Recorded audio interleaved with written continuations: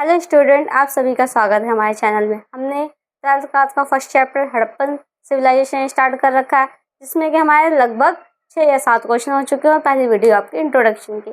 चलिए अब आगे क्वेश्चन हम स्टार्ट करते हैं। ठीक है, क्वेश्चन आपका क्या है कि मोहनजोदाड़ो में कितने भागों जो हमारा मोहनजोदाड़ो था, ठीक है, और याद रखोगे मोहनजोदाड़ो क्या थी, हमारी सबसे बड़ा साइट था। क्या था? हड़प्पा सभ्यता का क्या सबसे बड़ा साइट कौन सा था? मोहनजोदाड़ो। और मोहनजोदाड़ो की खोज कब की गई थी? 1922 में। इस चीज का आप ध्यान रखोगे, मोहनजोदाड़ो की खोज कब की गई थी? 1922 में। ठीक है, 1922 में क्या की गई थी? मोहनजोदाड़ो की खोज की गई थी। और किसके द्वारा की गई थी? रखालदास बनर्जी। किसके द्वारा की गई थी? रखालदास बनर्जी के द्वारा क्या मोहनजोदाड़ो की खोज की गई थी। और इसका मतलब क्या था? मैंने आपको इसका अर्थ भी बताया था कि मोहनजोदाड़ो का अर्थ क्या है? मृतकों का टीला। क्या है? मृतकों का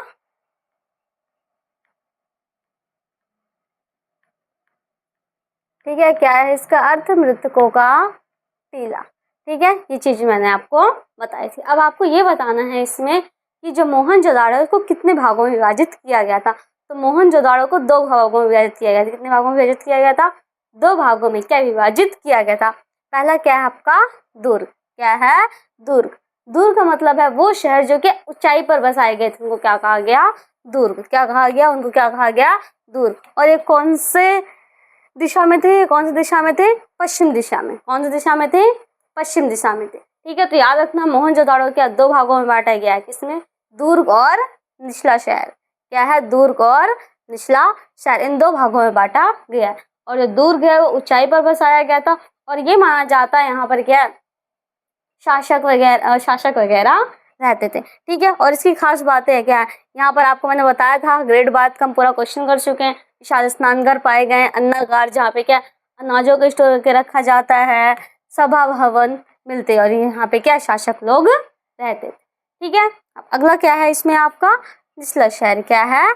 निचला शहर। ठीक है, निचला शहर कहाँ पे था आपका? पूर्वी हिस्से में था। कहाँ पे था? पूर्वी हिस्से में। और यहाँ पे कौन से लोग रहते थे? आम जनता रहती थी। कौन से व्यक्ति रहते थे यहाँ पे? आम जनता रहती थी। ठीक है, और आम काम होता है जैसे क्या चौहंदड़ो मैंने आपको बताया था, यहाँ पे क्या शिल्पकार लोग क्या अपना जो आभूषण औजार मन के ये सब बनाते थे। ठीक है, और इसकी बात खास बात थी क्या? ग्रिड पद्धति। ठीक है, क्या है? ग्रिड पद्धति। याद रखना आप लोग कि यहाँ की जो नालियां थी वो कौन सी पद्धति बनाई गई थी? ग्रिड पद्धति के आधार पर क्या हड़प्पा सभ्यता की नालियां बताई गई थी। शायद ये क्वेश्चन में ये पॉइंट आपके जल निकासी वाली प्रणाली में भूल गए होंगे, तो आप ये याद रख लेना। ठीक है, कौन सी पद्धति में बनाया गया था आपका? ग्रिड पद्धति में बनाई गई थी। और सड़कें यहाँ पर आपके क्या पाए गए हैं? पक्के मकान पाए गए हैं, ढकी हुई नालियां पाए गई हैं। ठीक है, यहाँ पर क्या आम लोग और आम जनता रहते थे। ठीक है, और ये आपका इसमें मैंने डायग्राम लगा दिया है, आप क्या इसको देख सकते हो। ठीक है, ये पूरा क्या है? ये देख, ये पूरा क्या है आपका? निचला शहर। क्या है? निचला शहर। और ये यहाँ पर क्या है आपका? ये पूरा आपका क्या है?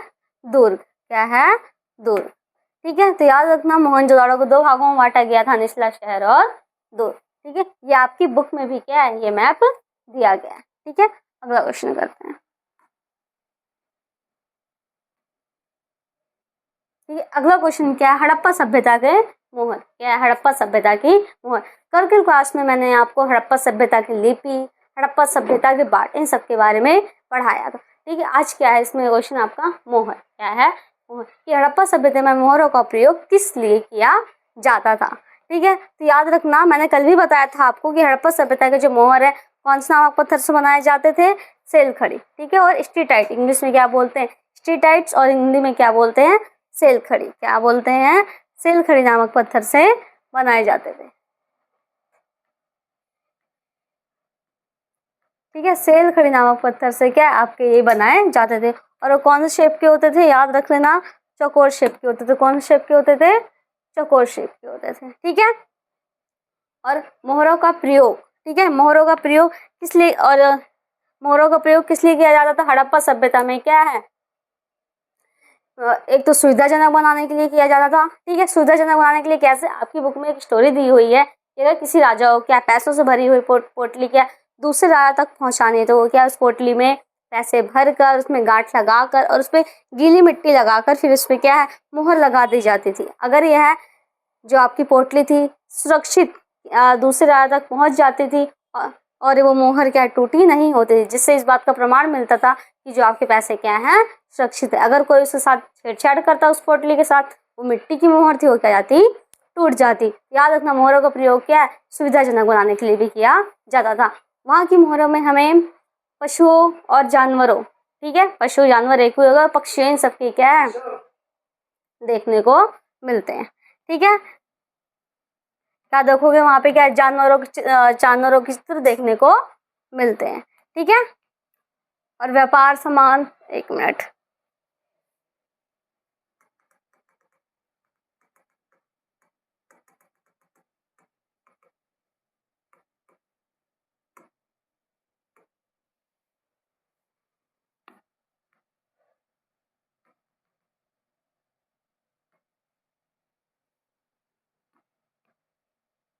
ठीक है, और व्यापार में, ठीक है, और व्यापार को भी क्या सुविधाजनक बनाने के लिए मोहरों का प्रयोग किया जाता था।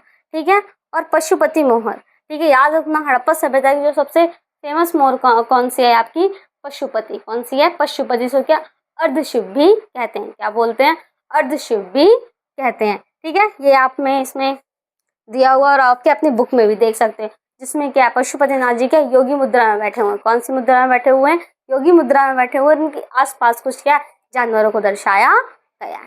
ठीक है, तो ये आपका क्या हो गया मोहरों के बारे में क्वेश्चन हो गया। किसके बारे में हो गया मोहरों के बारे में। हड़प्पा सभ्यता की हमने मोहरें कर ली, हड़प्पा सभ्यता की लिपि कर ली, हड़प्पा सभ्यता के बाट और वहाँ के ग्रेट बाथ, ठीक है, मतलब विशाल स्नानागार। ठीक है, ये सारे क्वेश्चन आपके हो चुके हैं। ठीक है, अगला क्वेश्चन,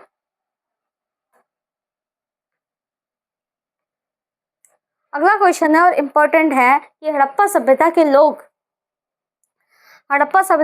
क्या अंतिम संस्कार किन किन तरीकों से करते हैं। ठीक है, हड़प्पा सभ्यता में लोग क्या अंतिम संस्कार किन किन तरीकों से करते थे। ठीक है, तो 4 तरीके बताए गए। कितने तरीके बताए गए हैं 4 प्रकार के तरीके बताए गए, जिसमें से पहला आपका कौन सा पूर्ण सावधान। क्या था पूर्ण सावधान। देखो भाई पूर्ण सावधान का मतलब क्या होता है, इसमें दिया हुआ है कि पूरे शव को क्या उत्तर से दक्षिण कैसे रखा जाता था, पूरे शव को क्या उत्तर से दक्षिण की दिशा में सीधा लिटाकर दफनाते थे और सिर उत्तर की ओर होता था।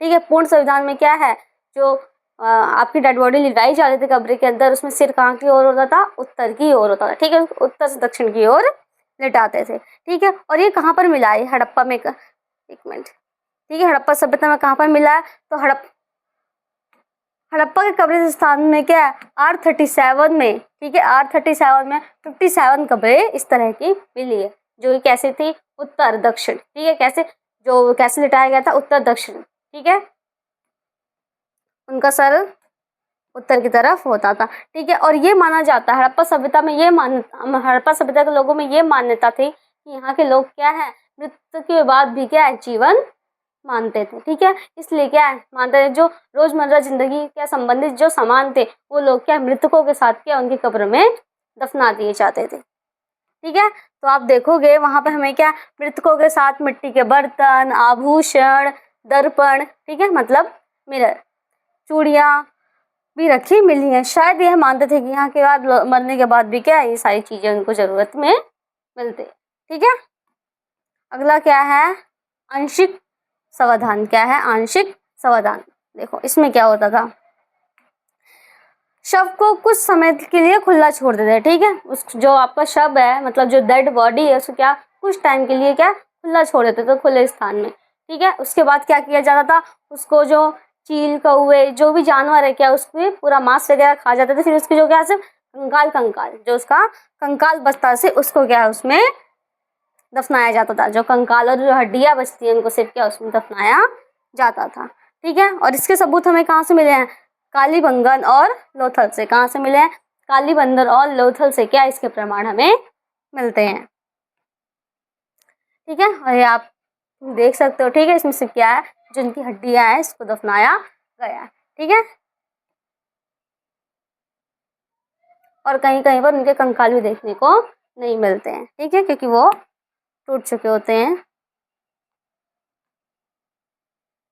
अगला है दाह संस्कार। दाह संस्कार का मतलब क्या होता है? जला देना। क्या होता है? जला देता है। पर हड़प्पा सभ्यता में क्या है, बहुत कम इसके प्रमाण मिलते हैं, जो थोड़े बहुत मिले हैं वो आप देख सकते हैं। ठीक है, इसके बाद जो उनकी राख वगैरह होती है उसको भर के क्या उसमें दफनाया जाता था। ठीक है, अगर क्या उसको जलाया गया था तो। ठीक है, इसमें आपको दिया गया कि हड़प्पा में क्या दाह संस्कार आम नहीं था, सावधान ज्यादा प्रचलित था। ठीक है, जो दफनाने वाला था वो क्या आपका ज्यादा प्रचलित था। ठीक है, आप देख सकते हो। ठीक है, ये क्वेश्चन। नेक्स्ट है आपका स्मारक कब्र। क्या है? स्मारक कब्र। देखो ये क्या होता था, अगर शव, देखो कभी कभार ये होता था, कभी कभार उनकी जो बॉडी है वो मिलती ही नहीं थी। ऐसा कब हो सकता है? जब किसी हादसे में या फिर किसी युद्ध में क्या, जब व्यक्ति की डेथ हो जाए तो क्या आपको शव नहीं मिलता था। ठीक है, आपको शव नहीं मिलता था, जिस वजह से क्या उनके आभूषण और जो उनसे संबंधित चीजें हैं उनको क्या दफनाया जाता था।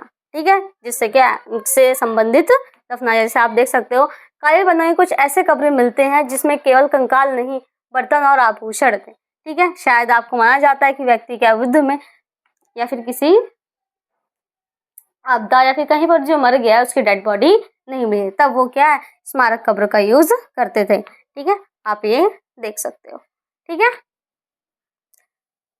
कुछ पॉइंट्स है इसमें याद रखना। ठीक है, हड़प्पा, कालीबंगन, लोथल, इन शहर में क्या कब्रिस्तान क्या शहर से बाहर बनाए गए। ठीक है, कब्रिस्तान क्या शहर से बाहर बनाए गए थे। ठीक है, और देखो इससे हमें क्या अमीर गरीब का पता भी चलता है। कब्रिस्तान से क्या हमें अमीर गरीब का पता भी चलता है। कैसे? अब देखो जो आम जनता थी वो लोग तो सोने चांदी के आभूषण, महंगे महंगे चीजें ये तो जब दफनाएंगे नहीं। ठीक है, जो राजा महाराजा थे उन्हीं के साथ में, उन्हीं में क्या है मन के पाए गए हैं, आभूषण पाए, जिस आधार से हम क्या कह सकते हैं कि वहाँ पे क्या समाज में भेदभाव भी था। हम पता लगा सकते थे यह अमीर व्यक्ति डेड बॉडी है या फिर क्या है गरीब व्यक्ति थी। ठीक है, और कंकालों के माध्यम से क्या पुरुष और महिला का भी पता लगाया जा सकता था। ये थोड़ी संरचना पुरुष और महिलाओं की क्या है अलग पाई गई है। ठीक है, अगले क्वेश्चन क्या हम अगली क्लास में करेंगे। ठीक है।